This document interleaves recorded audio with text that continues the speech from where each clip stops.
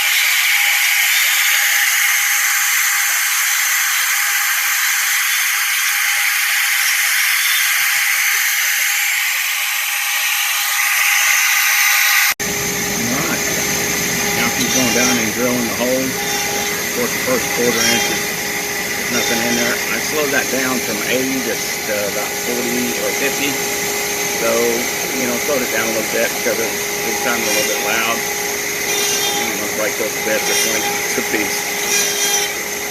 So going through there and doing that. And that gives me a marker hole for the other side when I go to putting my pins in. And we'll let that one run. About done, coming back to center. We'll pull that out, and that one ran 2 minutes and 23 seconds. Base, what do you think of them knobs, huh? What do you think of them knobs, huh? What do you think of these, huh? What do you think of them?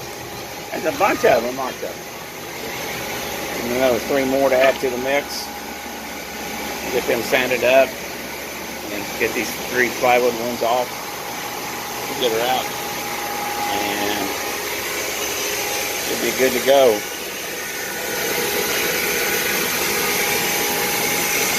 That's the 3 hexes going. And we'll start doing the cutout of the tool path or the knob. Been running for 1 minute 41 seconds. And that's the cutout path. Now she's going around and cutting these out.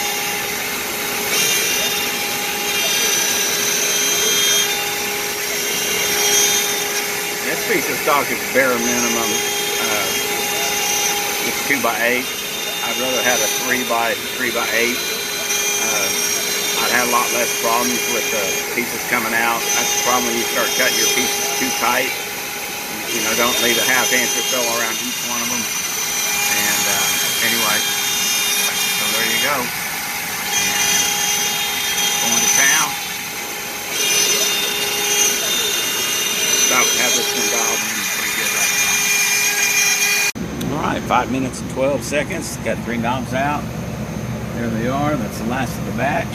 And I'll pop them up and put them over on the sander.